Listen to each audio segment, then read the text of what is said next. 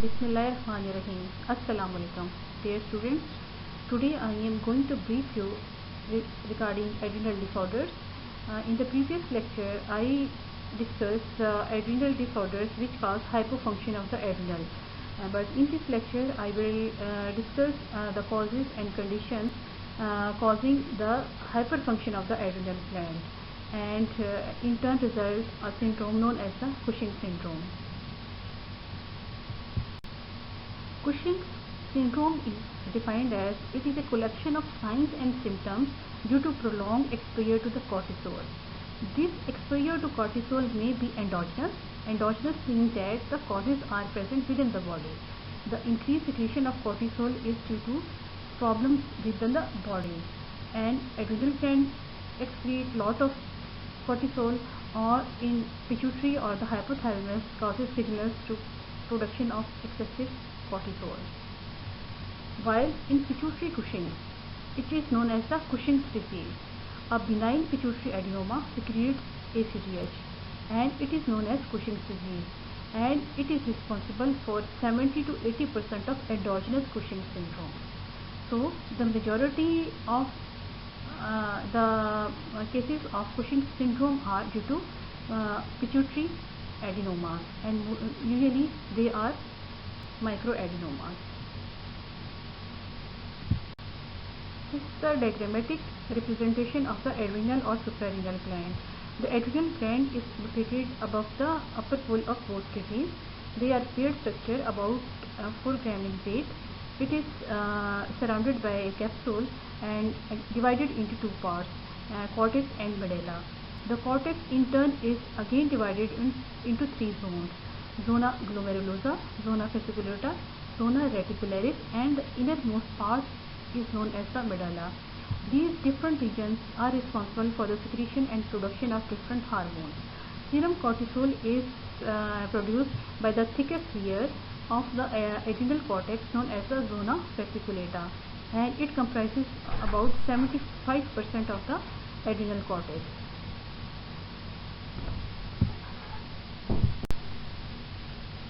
The hypothalamic pituitary adrenal axis is under feedback control. Different stressors including physical, emotional, and like fever, hypoglycemia, and hypotension releases different neurotransmitters. These neurotransmitters act on the hypothalamus, and hypothalamus is responsible for the release of CRH. CRH is corticotropin releasing hormone. Corticotropes are present in the anterior pituitary. This hormone acts at the level of the anterior pituitary, and the corticotrope cells in the anterior pituitary release ACTH, adrenocorticotropic hormone.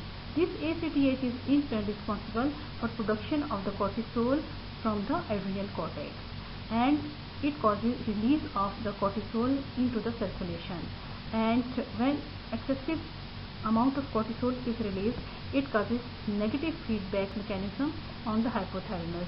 Thus, the production of the cortisol is maintained by hypothalamus pituitary adrenal axis. The production of the cortisol and ACTH follows a typical pattern, and here is circadian rhythm for the release of cortisol secretion. The maximum release of the cortisol is between morning 4 a.m. to 12 midday, and the lowest secretion or the trough is around 11 p.m. to 4 a.m. So the cortisol and ACTH is released in maximum quantities around 4 a.m. to 12 midday, and they are according to physiological needs of the body, because these are stress hormones and metabolic hormones, and according to nature their increase in quantity and release helps in daily activities and the metabolism of the body.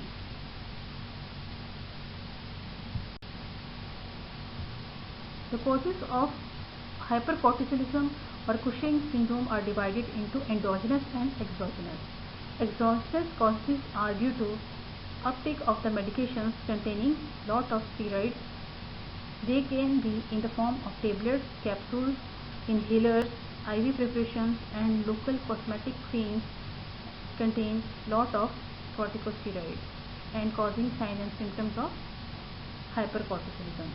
On the other side, endogenous causes, they are divided into ACTH dependent and non-ACTH independent. ACTH dependent means that cause usually lies in the central area, that is in the pituitary, and 80% of the cases and causes are due to pituitary microadenoma.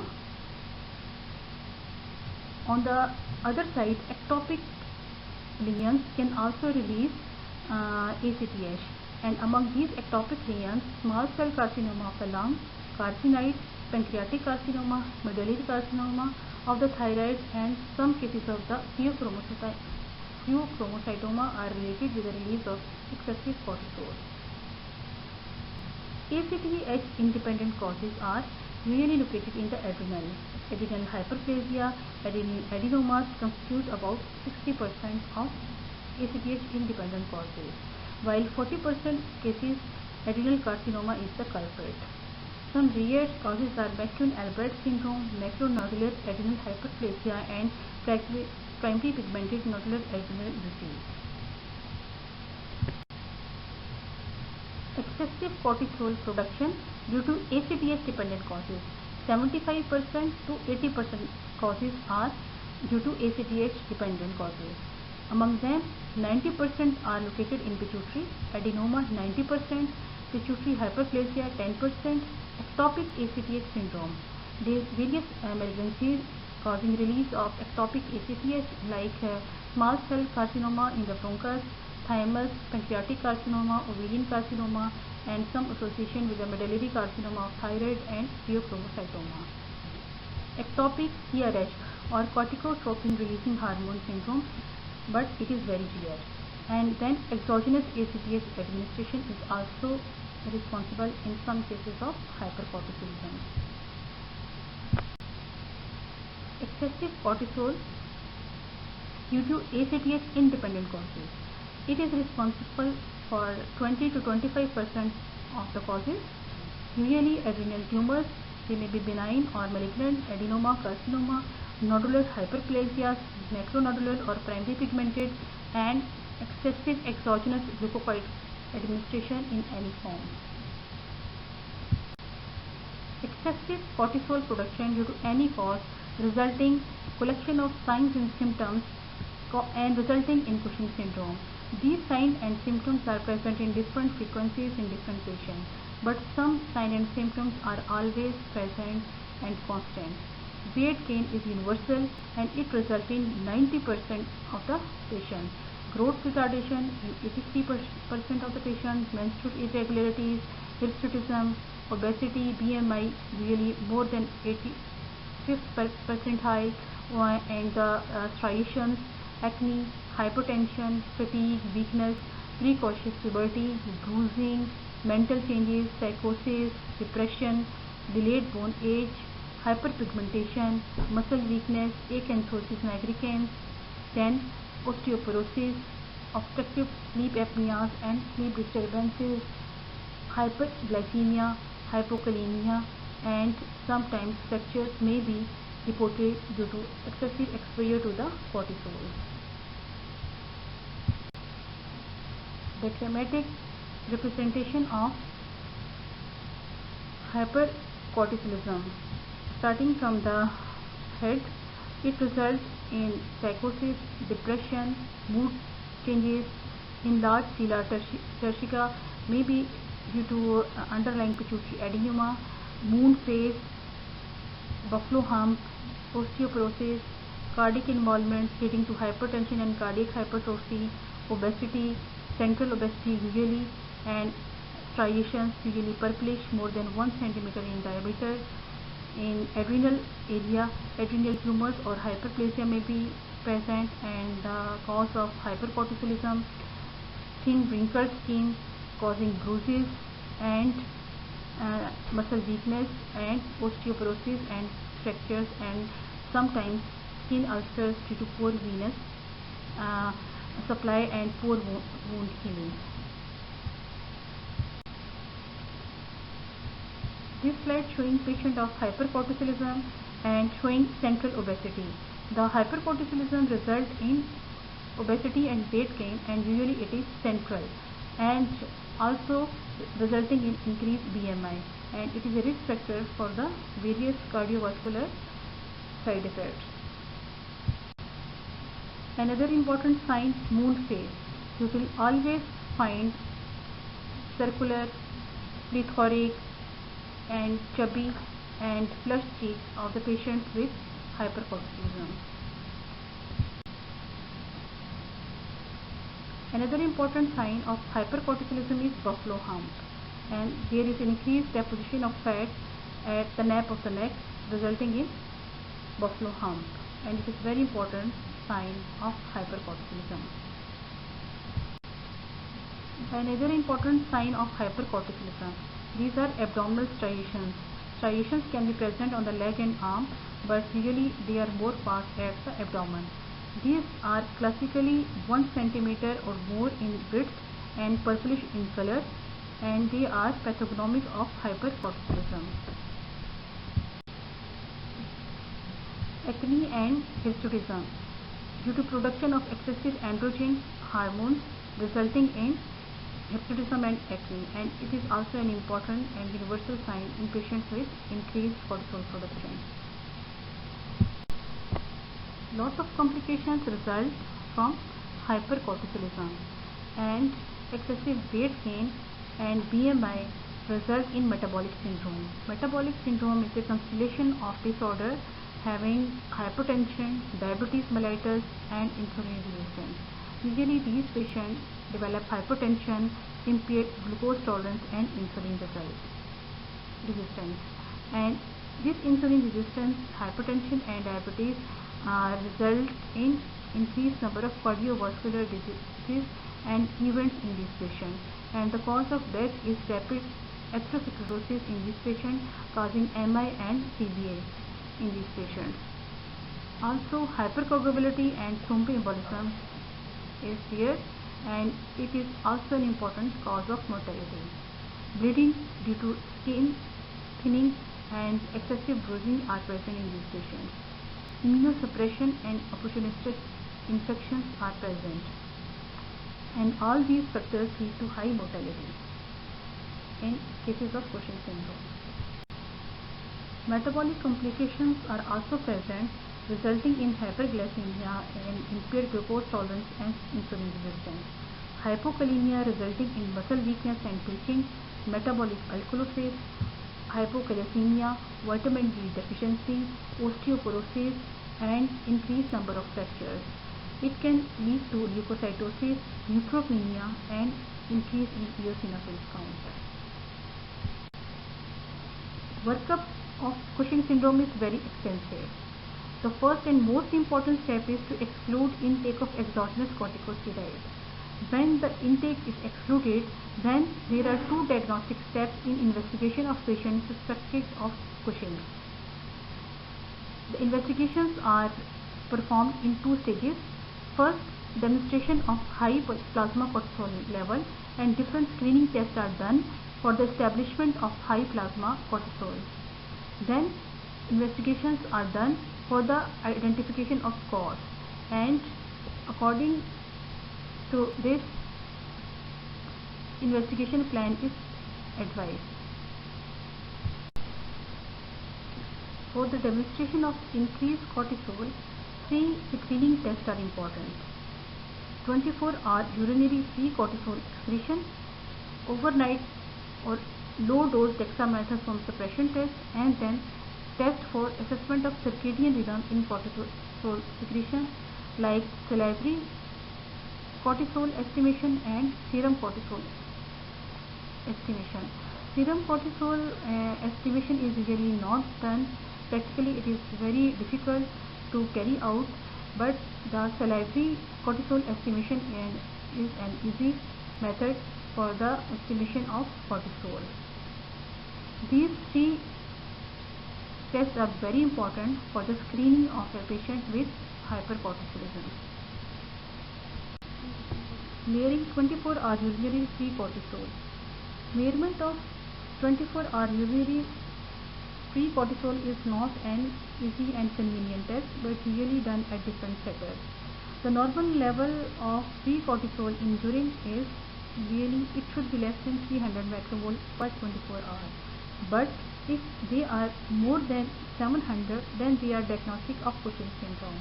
The level should be double or 3 times more than the reference range for the establishment of hypercortisolism. Another important screening test is overnight dexamethasone suppression test. It is very convenient for the patient, and it is not burdensome and convenient because 24-hour urinary collection is not feasible for the most of the patients, and therefore this test is preferred. And how to perform this test? 0.5 mg of DEXA is given at 11 p.m.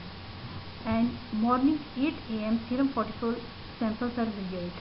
And how it is interpreted: serum cortisol should suppress 50% of the baseline, and if it's not suppressed, it indicates Cushing's and hypercortisolism, and it requires more investigations and further workup. Low dose dexamethasone suppression test. How it is performed? 0.5 mg DEXA oral given 6 hourly for 2 days. Blood for plasma cortisol collected 6 hours after last dose, and urine for urinary free cortisol estimation is collected before and on the second day of DEXA. Interpretation: urinary free cortisol suppressed by 50%. It is normal. And if plasma cortisol suppressed less than 150 nanomole, it is pseudo Cushing. And when there is no suppression of urinary free cortisol and plasma cortisol, then it is Cushing syndrome. When the hypercortisolism is established, then various tests and workup is done for the establishment of cause of this hypercortisolism. High dose dexamethasone suppression test, it demonstrates the causes between the ACTH dependent and non-ACTH dependent. And in high dose dexamethasone suppression test, 2 mg of DEXA is taken at 6 hours apart for 48 hours. In normal subjects, it suppresses plasma cortisol to less than 50 nanomole per liter. But in patients with Cushing syndrome, they fail to show complete suppression of plasma cortisol levels, and this test is highly sensitive, more than 97% sensitive and specific. When hypercortisolism is established by different screening tests, then investigation and workup is done to determination of cause. Then various tests are done. High dose dexamethasone suppression test is very important, and it differentiates between the ACTH and non-ACTH dependent causes. In high dose, 2 mg of the DEXA is given 6 hourly for 2 days, and then serum cortisol is measured. In normal individuals, it suppresses plasma cortisol to less than 50 nanomole per liter. But in patients of Cushing, it failed to show complete suppression of plasma cortisol levels, and this test is highly sensitive and specific in more than 97% of the patients, and its sensitivity is more. Another important test for determination of cause is plasma ACTH. Normal level should be less than 50 nanogram per liter. If it is low, the cause is adrenal, and if elevated, it may be slight elevation or gross elevation. In slightly elevated cases, pituitary dependent Cushing is present, while in gross ACTH elevation, ectopic secretion due to tumors is usually present. Then various imaging studies are done for the establishment of cause. CT scan of the adrenal gland to rule out adrenal tumors, adenoma or carcinomas. MRF pituitary gland to show the majority of the microadenomas. Usually the microadenomas are predominant lesions, and MRI reveals lesions in 50 to 60% of the cases. CT scan, MRI of the thorax and abdomen for the determination of ectopic ACTH producing tumors. Slide showing 2 pictures. On the right side, this is adrenal mass, urinary carcinoma, CT scan of the abdomen. While on the left, MRI of the brain, and at the pituitary area there is a tumor in the sella turcica, and really it seems to be microadenoma.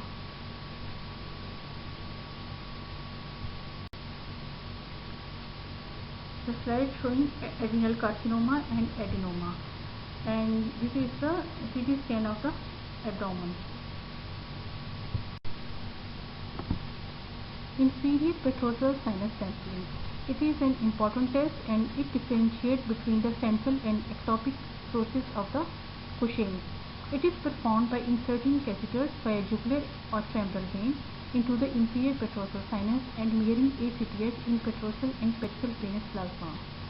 After injecting CRH, that is corticotropin releasing hormone.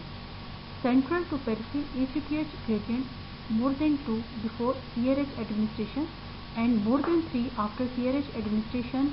3 to 5 minutes indicates pituitary sources of ACTH. So it is very important to differentiate between the central cause or ectopic cause, and the sensitivity of this test is 96%. Treatment of the Cushing syndrome is divided into surgical component, medical treatment, radiotherapy. For the pituitary microadenoma, transcranial surgery is usually performed and it offers cure in 70 to 80% of the patients. 10-year cure rate and survival rate is 60 to 70%. Medical treatment, different options are available. Somatostatin analogs paclitaxel is used. Dopamine agonist, cabergoline or doxynix is also available. Sometimes ketoconazole and other drugs may be tried in the cases when surgery is not possible. Radiotherapy sometimes required after removal of microadenoma. Adrenalectomy. It may be done by surgery or by drugs. Mitotan is an adrenal-lytic drug and it can be used in some patients. Thank you so much for your kind listening.